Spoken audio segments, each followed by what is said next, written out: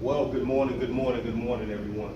I hope everybody's doing well today. I am going to be your presenter for today. My name is Robert Allen, and today we're going to speak about identifying and measuring employee performance on the job. These are some things that we're going to talk about today that are going to allow your employees to actually have a clear definition or defined definition of what their job role is, and going to give you some information on how to measure the performance of those individual employees to do within, promotions within the job and things of that nature. So let's jump right into it. Well, today some of the things that we're going to go over are, the quality of the output of the employee. How effective are they doing the job, and is it to performance standards? The quality of or the quantity of the output of the job. How much work are they getting accomplished on the job? Timeliness of the output, how long it takes them to effectively get the task completed. Their attendance on the job, efficiency of the work completed, and the effectiveness of the work completed. These are some of the highlighted factors that we want to use and making sure that we know that the individual employees are actually engaged in performing the job that you've designed for them correctly. So let's look at the first thing. The first thing we need to do when you come into this seminar, everybody knows they want to, improve their business model and, know what they have going on. We have to first identify with the employees what are the roles and the things that we need to work on to make sure that those individual employees understand their job role. So let's look at that. The first step to employee performance, measuring and identifying the work ethic. Are they willing to do the job, or are they putting forth the effort to do the job correctly? And the difficulty of the task. We need to make sure that the task is not so complicated that the employees are getting confused. Having a clear expectation of the job, the duties and goals set by the management team. These are things that we need to make sure that as a unit, as far as the upper office, there's clear information coming down from the top of the food chain down. That way it can be delivered correctly to your employees.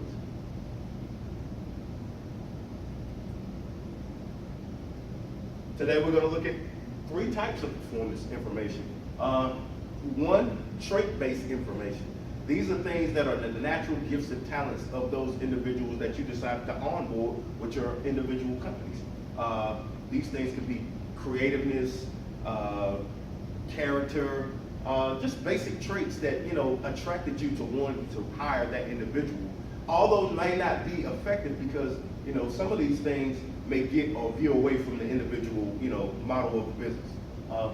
Behavior-based information.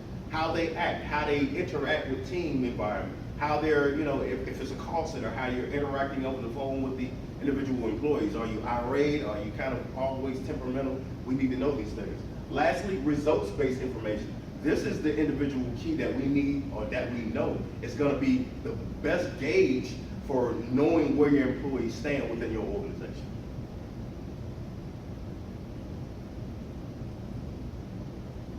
So let's look at some of the details that I spoke of within these 3 trait-based informations. Some of the things, like we said, some of the things are less useful, some of the things are more useful.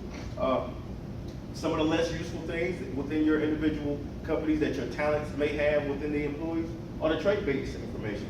That looks at attitude, initiative, creativity, values, things of that nature. The teamwork, how well they work with team as well. Behavior-based, like we talked about before. The customer satisfaction. Is the customer pleased with the tone of the individual that they were speaking with over the phone, if it's a call center factor, or if you're doing insurance sales calls, whatever the case may be? They need to make sure that these things are clear and concise. The timeliness of the responses. Are they given ample time to kind of think about their responses before they speak to their individual clients, or are they just going off the whim? Effectiveness of the communication. These are behavior-based information, like we talked about, that are kind of fine line, but they always need improvement to be able to make the individual business flow, effectively. Excuse me. Results-based information. This is the nitty-gritty of what we want to deal with today. Results-based information talks about when they get on the job, are they delivering everything effectively?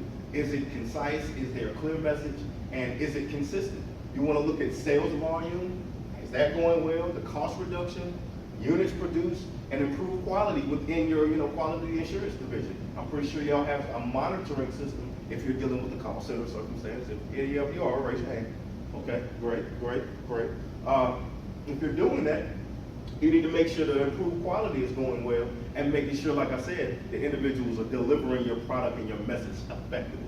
So those are some of the things we definitely looked at. Again, less useful, trait-based information, behavior-based information, more useful, results-based. Everybody is here because they want to increase the results for their business. That's why we're here, that's why I'm here, all right? Let's move on to it. So let's look at some of the traits.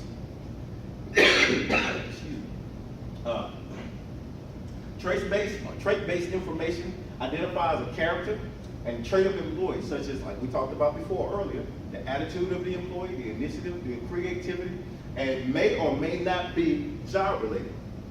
These are things, like I said, the natural gifts and talents of that employee when they come into the room or come into the job that you've seen in them that attracted you to say, hey, I think this person would be a perfect candidate or perfect fit for our position. For example, conscientiousness is often found to be a trait that is important, determinant of the job performance.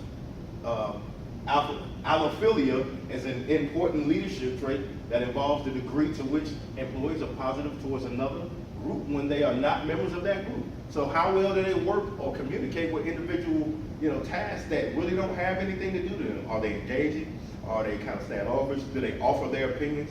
Because sometimes you can use some of your other expertise in your area to boost up the morale of another area, all right?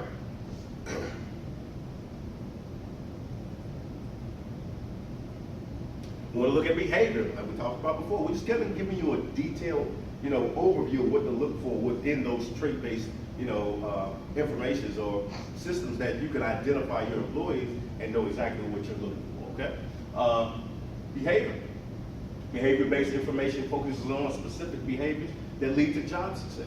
These things are, like we talked about before, if their behaviors are well and they're up to par, they're going to perform a lot better on the job. Behavior information can specify the behaviors management expects employees to exhibit. Potential problem arises when any of several behaviors can lead to successful performance. And employees rely on different behaviors to complete their work tasks. So everybody has different work habits. Some people want to take smoke breaks every 10 minutes. Well, if they're doing that, we already know that's a different behavior characteristic, and they're not going to be as effective on the job. I'm not picking on any smokers, so please don't take it personal, okay? All right. We're just going to continue to move on. Hold on.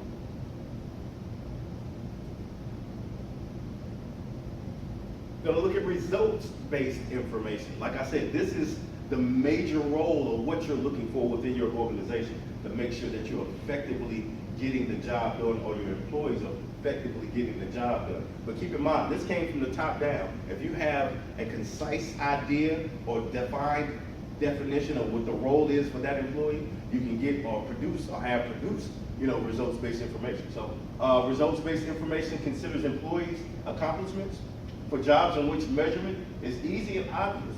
A results-based approach works very well. This is what we want done. You do this, we reward you with this. You can go to the reward system. There's a bunch of different things that you can throw in to allow them to individually produce what you need out of those to drive the overall effectiveness of the brand. Okay? Employees should recognize that the results that are measured are the ones that employees tend to emphasize. Sometimes neglecting other important job activities. For example, a selling professional who works for an auto dealership and gets paid only for sales may be uninterested and unwilling to do paperwork and other activities not directly related to selling cars. Sometimes you have to mirror match what their strengths and talents are with what they do well. You do not want a doctor or a surgeon working on your car. That's just common sense. We don't want to do that. We want to make sure that we are operating within our expertise. So those are some of the things we want to look at in the results-based information.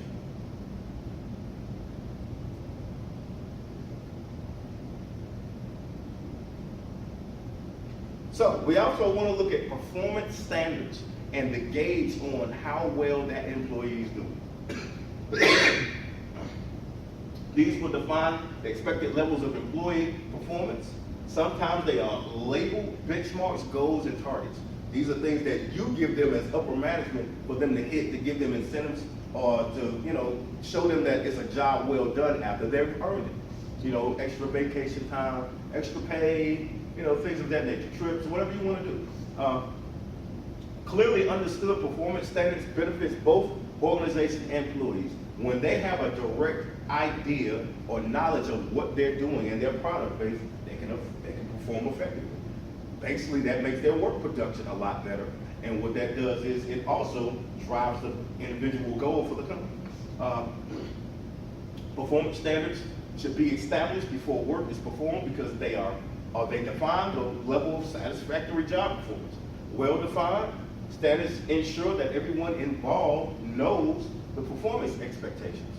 When you know the performance expectations, you can individually get things done a lot better and a lot smoother without any hiccups, all right?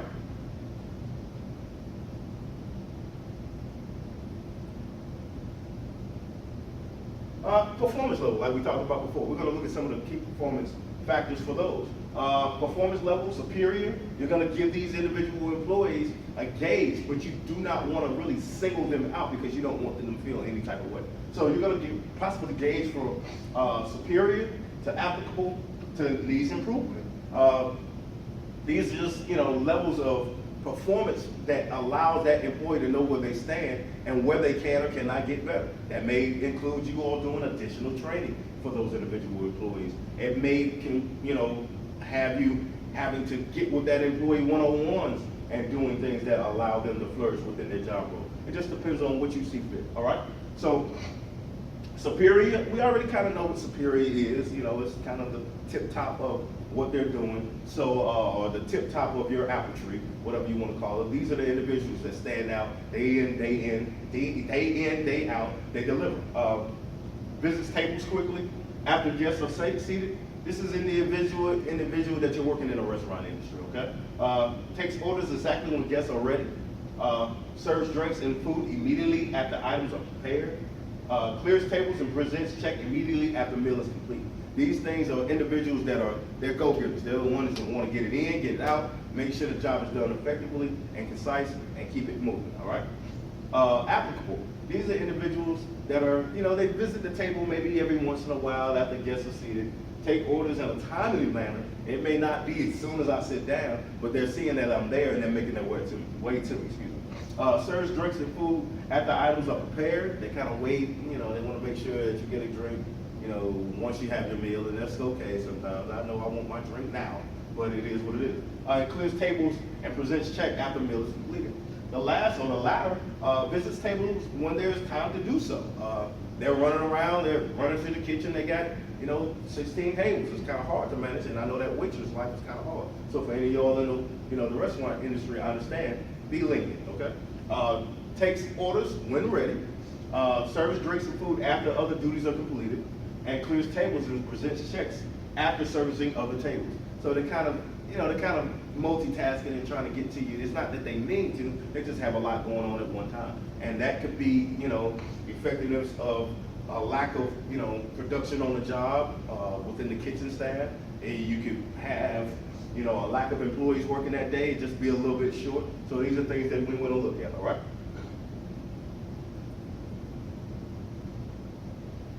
So this pretty much concludes some of the things that we're doing, talking about identifying and measuring employee performance.